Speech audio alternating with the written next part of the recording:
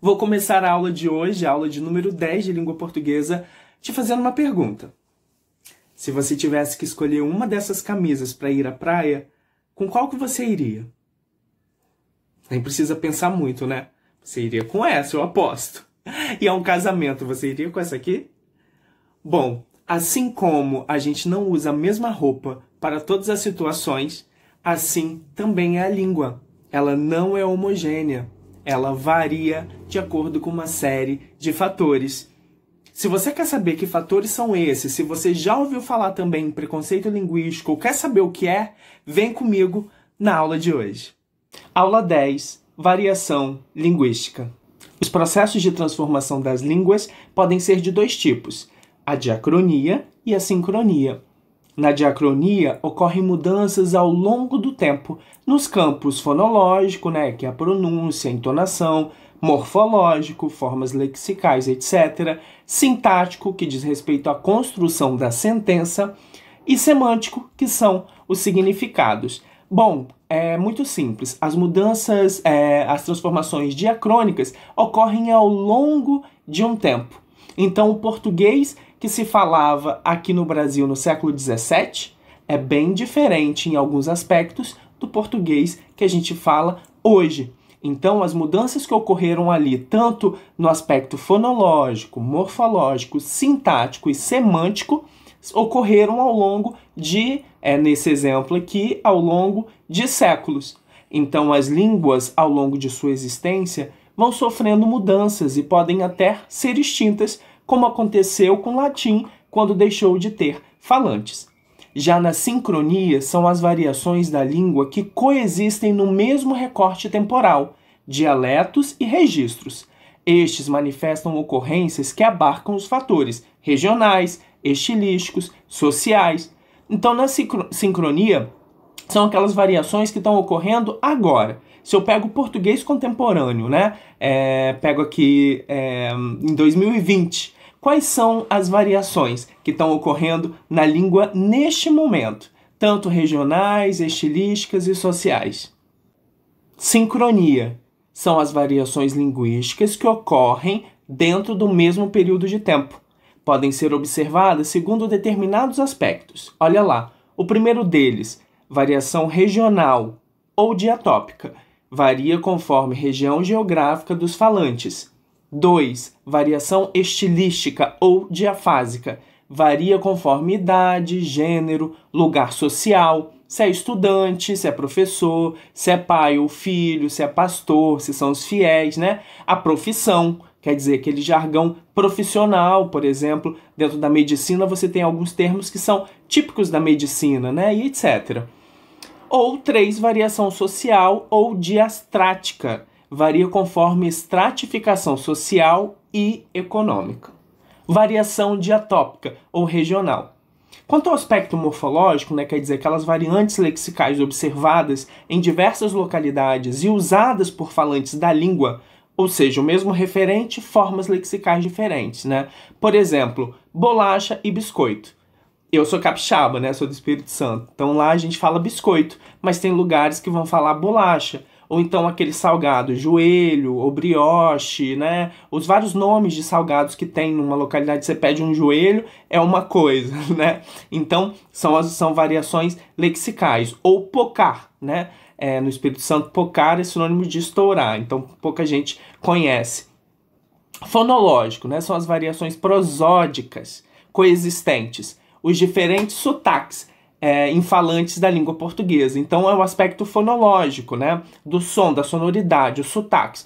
Então, tem determinada região que o R vai ser como porta. Em outras, vai ser porta. Em outras, porta. Então, essa variante fonológica aí, vai dar a característica do sotaque de uma determinada localidade. E o aspecto sintático, que é a variação na construção da sentença entre os dialetos, Por exemplo, aqui Brasil e Portugal, me dá versus dá-me. Então, eu tenho aqui uma variação na sintaxe, Na maneira com que eu organizo a sentença. Vamos aos exemplos. Diferentes sotaques brasileiros. Nem é preciso sair de casa para perceber as variações de sotaque na língua portuguesa, já que esse jeito de falar particular pode ser percebido através de veículos como a televisão e o rádio, nos quais a oralidade é a modalidade vigente. Cada estado brasileiro apresenta peculiaridades na fala, pois apesar de compartilharmos o mesmo idioma, seria quase impossível que um país tão grande apresentasse uma uniformidade na fala. Bom, temos aqui então um exemplo do aspecto fonológico, né, quanto à pronúncia e entonação. Então, ao ver televisão, ouvir rádio, ou mesmo, sabe, um youtuber preferido aí, a gente percebe peculiaridades no aspecto da pronúncia e da entonação que revela, né, a localidade que essa pessoa pertence. No aspecto morfológico, olha lá, abóbora, né, versus jerimum. Aipim, mandioca ou macaxeira, né? São palavras para designar a mesma coisa, né? E aí indica o estado a que pertence. Por exemplo, sinal de trânsito no Rio de Janeiro, farol em São Paulo, celular no Brasil, telemóvel em Portugal. Então a gente consegue perceber aqui a localidade, né? E no aspecto sintático, diferenças de construção de sentença entre Brasil e Portugal é um exemplo. Olha, locução verbal com gerúndio no Brasil e a locução verbal com infinitivo em Portugal.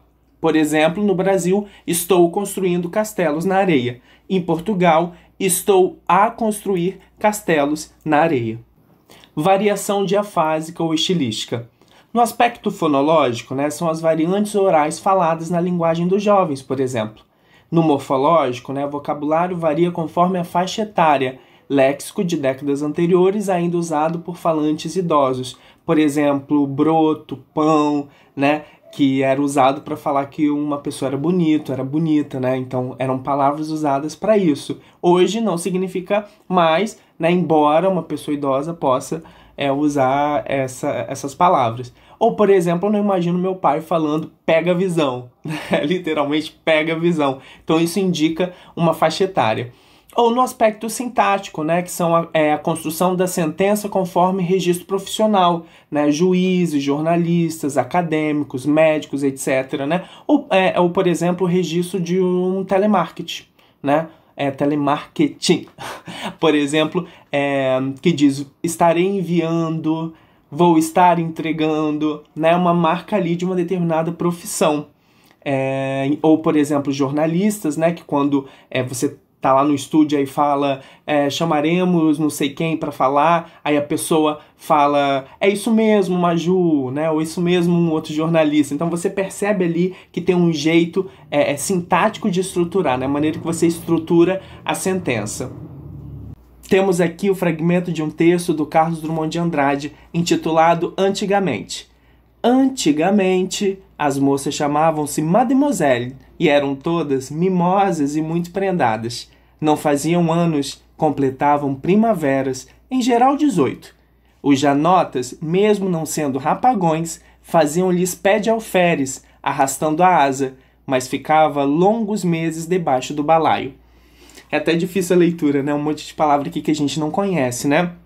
Essas palavras, olha lá, são exemplos do aspecto morfológico, porque são variantes faladas por atuais idosos, né? Expressões idiomáticas da época em que eram jovens. Então, né, a gente não usa mais broto, pão, mas se você ouvir, né, você vai identificar que eram expressões aí de uma determinada época. Um exemplo aqui de aspecto sintático é o texto do Oswald de Andrade, né? Tem aí o aspecto da colocação pronominal e o título é Pronominais. Dê-me um cigarro, diz a gramática do professor e do aluno, e do mulato sabido. Mas o bom negro e o bom branco da nação brasileira dizem todos os dias, deixa disso, camarada, me dá um cigarro. Variação diastrático-social. É aquela variação que diz respeito ao extrato social, né? Revela aí uma questão social. Por exemplo, o aspecto fonológico, né? Variantes de pronúncia em determinadas combinações. Se o falante diz Flamengo ou Framengo, a gente consegue identificar uma questão social para esse uso, né? No aspecto sintático, variantes na construção das sentenças, em especial no uso de formas verbais. Por exemplo, nós vamos ou a gente vamos. Também conseguimos perceber aqui, né, a que extrato social o falante pertence. E o aspecto morfológico, né, a ocorrência de vocabulário específico. Então, provavelmente, o pega-visão, além de ser usado, né, por uma faixa etária, também revela é uma questão social, né? Se vem da periferia, se vem de um lugar que tem melhores condições financeiras, mais acesso ao estudo ou não, né? Então, tudo isso a língua consegue revelar. Exemplos. No aspecto fonológico, o encontro consonantal FL por FR, né? Flamengo, Framengo. A inversão de posição dos fonemas, por exemplo, tábua, tauba. Observação. Algumas variações representam reais possibilidades do sistema que oscilam na atualidade, mas que se manifestam em várias épocas distintas da formação da língua portuguesa. No aspecto sintático, o uso da variante culta é substituído por variante de menor prestígio social. Por exemplo, a substituição da forma verbal no subjuntivo por outro modo verbal em períodos compostos. Por exemplo, eu espero que ela sabe como chegar lá, e não que ela saiba como chegar lá. Ou o uso do pretérito imperfeito no lugar de outras formas verbais. Por exemplo, eu gostava que ela vinha aqui, em vez de eu gostaria que ela viesse aqui. Ou a conjugação verbal variando em número e pessoa. Nós vai ao jogo, ao invés de a gente fomos ao jogo. Né? Ao invés não, desculpa. Nós vai ao jogo ou a gente fomos ao jogo. Preconceito linguístico. Precisamos falar mais desse tipo de preconceito, né? A gente fala de uma série de preconceitos e ainda falamos pouco desse tipo de preconceito. O que é o preconceito linguístico? Segundo o professor, linguista e filólogo Marcos Banho, todo juízo de valor negativo, de reprovação, de repulsa ou mesmo de desrespeito às variedades linguísticas de menor prestígio social. Normalmente, esse pré-julgamento dirige-se às variantes mais informais e ligadas às classes sociais menos favorecidas, as quais, via de regra, têm menor acesso à educação formal ou têm acesso a um modelo educacional de qualidade deficitária. Bom, uma coisa que a gente tem que ter na cabeça: nenhuma variedade é melhor que a outra. Então, se eu digo para você, né, você fala, sei lá, a gente vamos, eu digo para você que está errado, eu é que estou errado.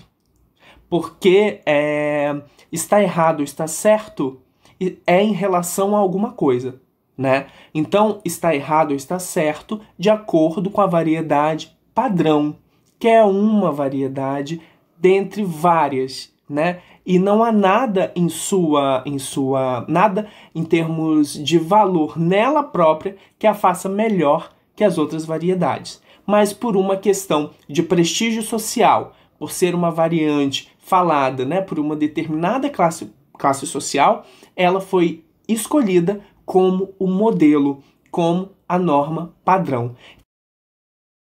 Não, o vídeo não deu defeito. Eu parei a imagem para explicar para você a diferença entre norma culta e norma padrão. A norma culta diz respeito à variedade utilizada pelas pessoas que têm mais proximidade com a modalidade escrita e, portanto, possuem uma fala mais próxima das regras de tal modalidade. Seus falantes, em sua maioria, são pertencentes às camadas mais privilegiadas da sociedade. Já a norma padrão está vinculada a uma língua modelo. A norma padrão brasileira surgiu no século XIX, partindo da necessidade que alguns membros letrados das altas camadas da sociedade viram e veem em unificar a língua, tornando-a unitária e homogênea e combatendo as mudanças e as variações. Então a gente precisa desfazer esse preconceito. Entender que sim, a gente estuda a variedade padrão para ter domínio sobre uma determinada variedade que é exigida em uma série de situações sociais, né? Se eu, por exemplo, sou um juiz e vou abrir uma sessão, eu preciso sim dominar aquela variedade que é exigida naquela situação, né? Então, dominar a norma padrão, garantir o acesso ao maior número de pessoas é democratizar, né? Socialmente falando, é democratizar essa educação e possibilitar que as pessoas possam ocupar determinados lugares. Então, vamos ficar com isso na cabeça. Nenhuma variedade é melhor que a outra. Ter uma como padrão é uma questão de escolha e tem a ver com questões sociais, e não por uma questão de qualidade da própria variedade. Em síntese, falando de variação linguística, temos a regional, a social e a estilística. Agora que você já aprendeu sobre variação linguística e sobre preconceito linguístico, bora praticar na vida e nas questões de vestibular. A partir da próxima aula, vocês terão aula de literatura com uma infinidade de mediadores. Então, para adiantar o gostinho, eu vou reler o texto do Oswald de Andrade. Dê-me um cigarro, diz a gramática, do professor e do aluno, e do mulato sabido. Mas o bom negro e o bom branco da nação brasileira dizem todos os dias: deixa disso, camarada, me dá um cigarro. Então, um grande abraço e até!